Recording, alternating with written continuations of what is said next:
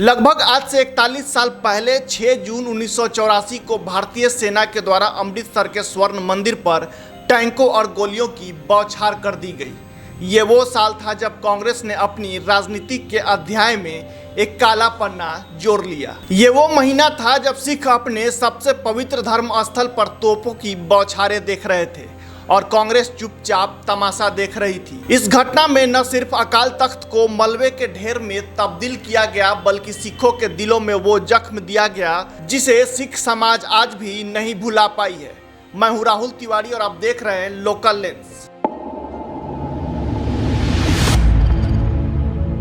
आज इस बात पर चर्चा इसलिए हो रहा है क्योंकि अमेरिका में एक सिख छात्र ने जब राहुल गांधी से सिख दंगे को लेकर सवाल किया, तब राहुल गांधी ने इसे गलती मानी।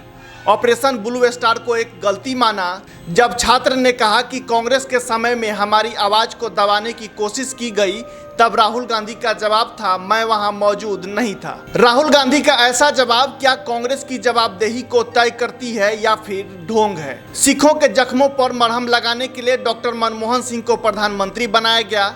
2005 में दंगों के लिए माफी भी मांगी गई।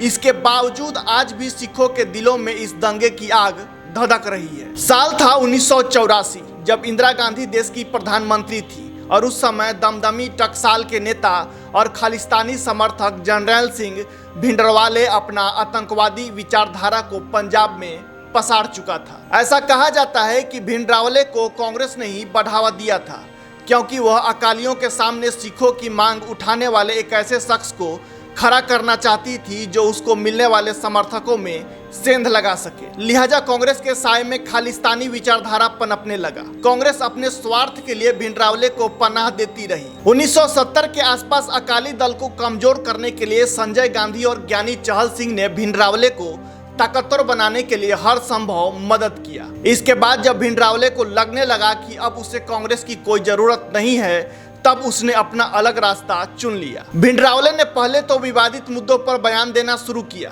लेकिन बाद में उसने केंद्र पर भी हमला करना शुरू कर दिया, जिससे पंजाब में हिंसा की घटनाएं बढ़ने लगी। उस समय की एक किताब ट्रेजेडी ऑफ पंजाब, जो पंजाब के दर्द को बयां करती है, इस किताब को कुलदीप नैयर ने लिखा है। कुलदीप साहब अपनी किताब में लिखते हैं कि भिंडरावले जब कांग्रेस के पकड़ से बाहर चला गया, तब पंजाब में खून का खेल शुरू हुआ।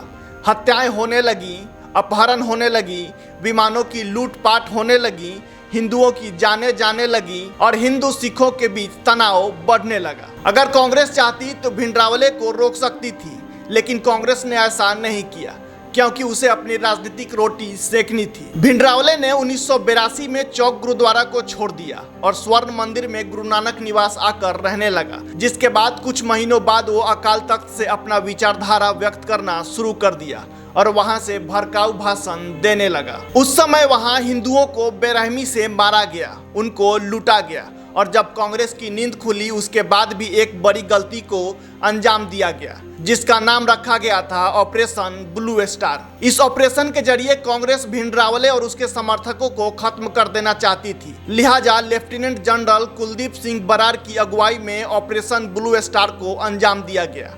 यह सिर्फ एक सैन्य कार्रवाई नहीं थी, यह सिखों की आस्था पर चोट था, क्योंकि भारतीय सेना ने स्वर्ण मंदिर पर टैंकों और तोपों का इस्तेमाल किया था। ऑपरेशन ब्लू स्टार का नेतृत्व पैराशूट रेजिमेंट के जनरल सुंदर जी, जनरल दयाल और जनरल बरार कर रहे थे।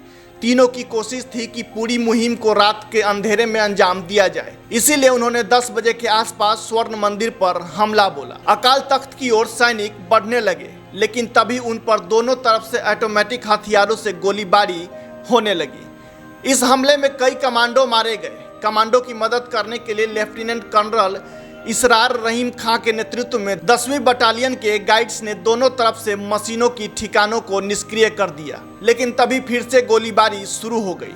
सरोवर की दूसरी ओर से भी गोलीबारी होने लगी। भिंडरावले की प्लानिंग और किलाबंदी इतनी मजबूत थी कि सेना के लिए उसे पार पाना मुश्किल लगने लगा। अलगाववादी जमीन के नीचे मेन होल से निकलकर मशीन गन से फायर कर रहे थे, जिससे कई सैनिकों के पैर में गोली लगी। जब सेना पर भिंडरावले भारी पड़ने लगा, तब वहां टैंकरों और तोपों का इस्तेमाल किया गया, जिससे भिंडरावले की मौत की पुष्टि हुई और साथ ही सिखों के सबसे पवित्र स्थल को मलबे में तब्दील कर दिया गया। मरने वालों की सरकारी आंकड़ों के मुताबिक भारतीय सेना के 83 सैनिक मारे गए, जबकि 249 घायल हुए। इसके अलावा 493 अन्य लोगों की भी मौत की पुष्टि की गई। 1592 लोगों को हिरासत में लिया गया। इस ऑपरेशन से विश्व में सिख समुदाय की भावनाएं आहत हुई। इसकी टाइमिंग, रणनीति और क्रियान्वयन पर सवाल उठने लगा और अंत में इंदिरा गांधी को अपनी जान देकर इसकी कीमत चुकानी पड़ी। आप इस मुद्दे को लेकर क्या सोचते हैं, हमें कमेंट बॉक्स में जरूर बताएं। हम मिलते हैं ऐसे ही एक अन्य मुद्दे के साथ अगले वीडियो में।